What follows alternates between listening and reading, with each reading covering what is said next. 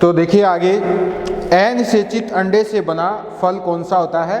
अनिषेक फल होता है और ये बीज रहित फल होते हैं। ये कैसे फल होते हैं? ये बीज रहित होते हैं, ठीक है, बीज रहित फल होते हैं।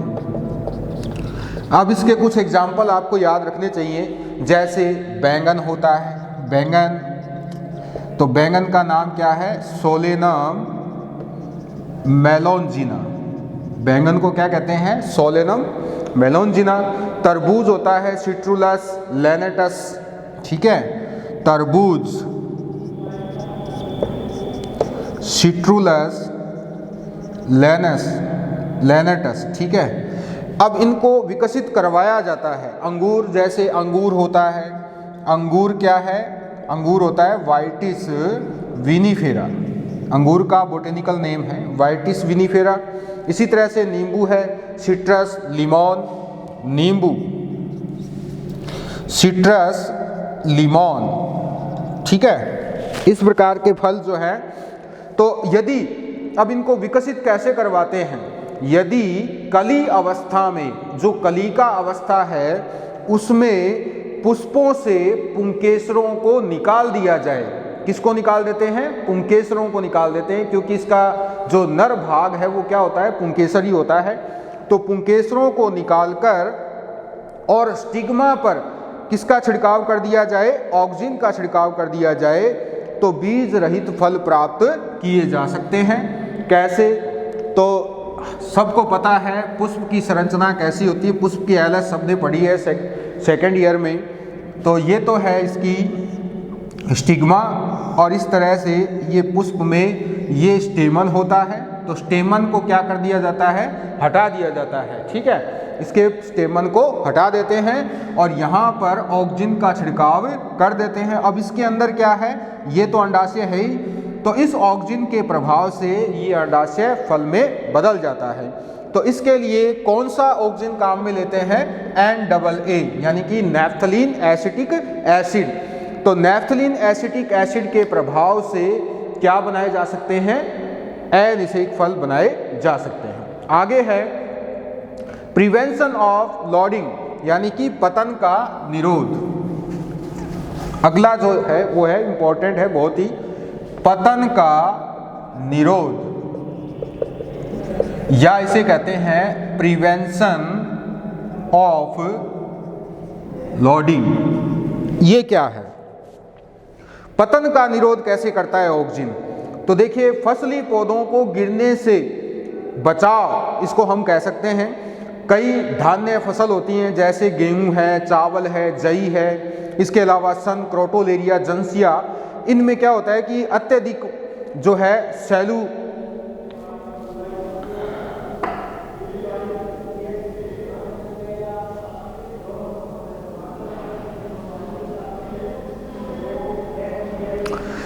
तो इन पौधों में क्या होगा? जो धान्य पौधे हुए इनके अंदर सेल एलोंगेशन होने से, बहुत ज़्यादा अधिक मात्रा में कोशिकाओं का दीर्घीकरण होने से इन पौधों का निचला भाग या आधारी भाग, या हम कह सकते हैं कि उनके पर्व छोटे और कमज़ोर रहने के कारण पौधे कैसे रह जाते हैं? दुर्बल रह जाते हैं। यानी कि नॉर्मल पौधा ये होना चाहिए, ठीक है, लेकिन रह जाते हैं ऐसे।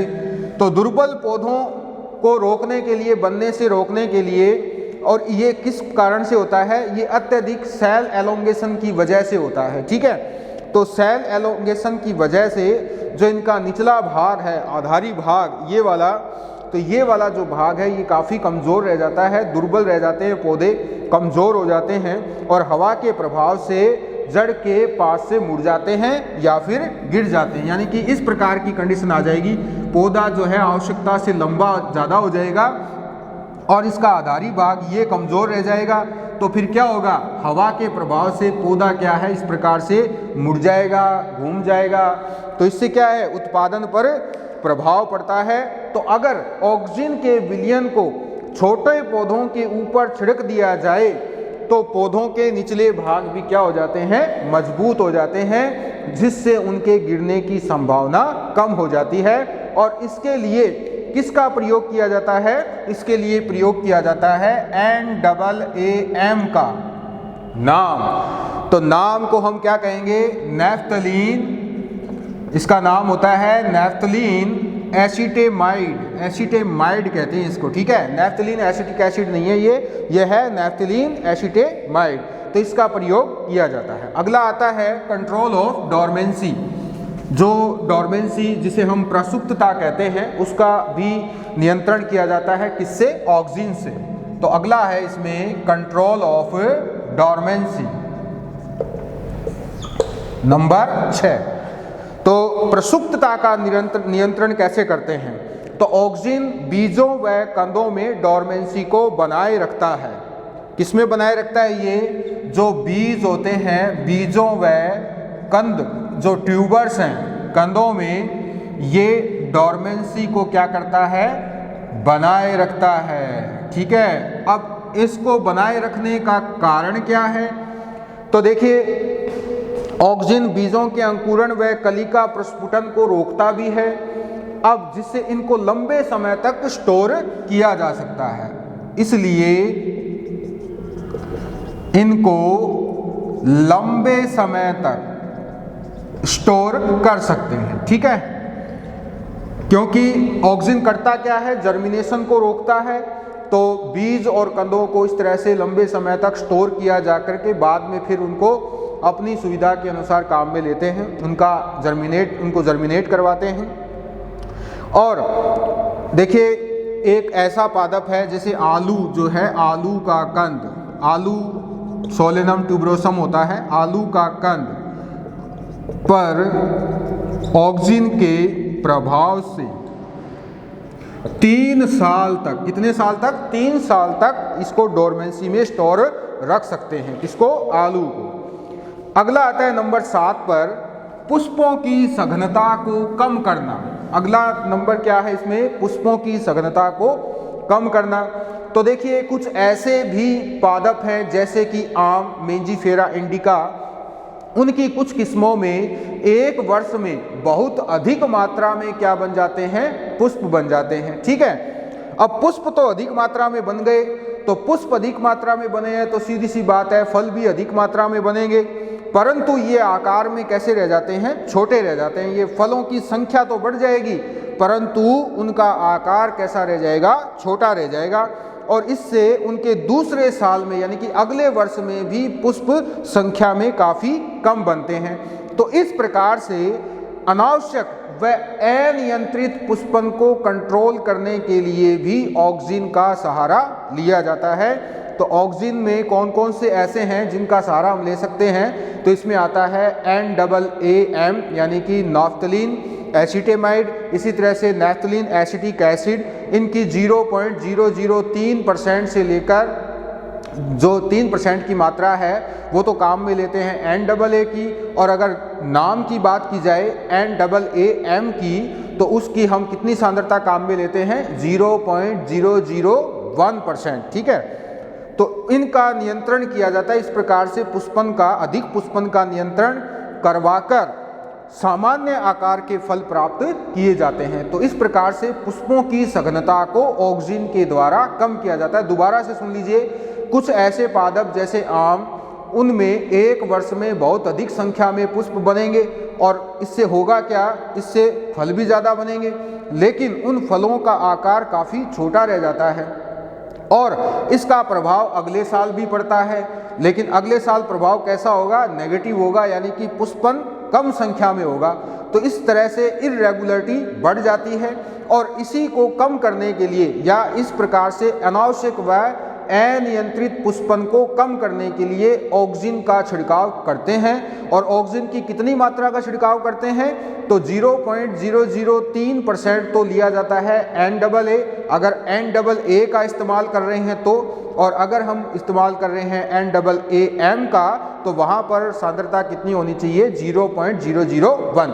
और इस प्रकार से इन ऑक्सिन का छिड़काव कर अत्यधिक पुष्पन को कंट्रोल कर अच्छी उपज प्राप्त की जा सकती है, ठीक है, या सामान्य आकार के फल प्राप्त किए जाते हैं। और अगला नंबर आता है नंबर 8 और लास्ट, वो है विल्गन पर प्रभाव।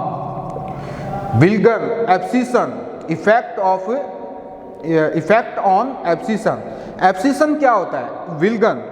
कुछ फल ऐसे हैं जैसे कि सेब है, ठीक है, सेब, अनार, ठीक है। इसके अलावा और कौन कौन से हैं? आम, टमाटर, नींबू, नाशपाती।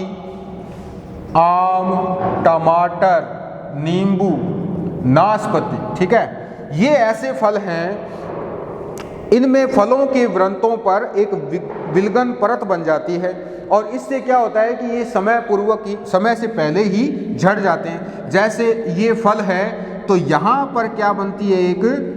एक विलगन परत बन जाती है, ठीक है, परत बन जाती है। अब होगा क्या? विलगन परत बनने से ये समय से पहले ही झड़ जाएंगे। तो इस तरह से पत्तियों और फलों के व्रंत के आधार पर, इसी तरह से फलों और पत्तियों के व्रंत के आधार पर भी विलगन परत बन जाती है, जिससे ये अपरिपक्व अवस्था में, इमैच्योर में झड़ जाते हैं। और ऐसा किसकी कमी की वजह से होता है? ऑक्सीजन की कमी की वजह से होता है। यानी कि अगर ऑक्सीजन कम है तो फिर इस प्रकार से विलगन परत बन जाएगी और पुष्प या पत्ती या फिर फल समय से पहले ही झड़ जाते हैं। तो इस प्रकार से इस विलगन परत के निर्माण को रोकने के लिए ऑक्सीजन का प्रयोग हम कर सकते हैं। और इसके लिए कौन कौन से ऑक्सीजन काम में लेते हैं? या तो हम ले सकते हैं NAA नैफ्थलीन एसिटिक एसिड, या फिर हम ले सकते हैं इसमें 2,4-D। 2,4-D क्या है? 2,4-डाइक्लोरोफिनॉक्सी एसिटिक एसिड। इसके अलावा 2,4,5-T 2,4,5-ट्राइक्लोरोफिनॉक्सी एसिटिक एसिड, या फिर IBA इंडोल ब्यूटारिक एसिड। तो इस प्रकार के ऑक्सीजन को हम काम में लेकर के विलगन परत को बनने से रोक सकते हैं और पुष्पों का झड़ना, पत्तियों का झड़ना या फलों का अपरिपक्व अवस्था में झड़ना, इस तरह के जो अनियंत्रित प्रभाव है उनको हम नियंत्रित कर सकते हैं या उनको रोक सकते हैं, ठीक है। तो ऑक्सीजन हो चुका है कंप्लीट। अगली क्लास में हम जानेंगे जिब्रेलिन के बारे में, जो कि दूसरा महत्वपूर्ण ग्रोथ रेगुलेटर है। आज के लिए बस इतना ही।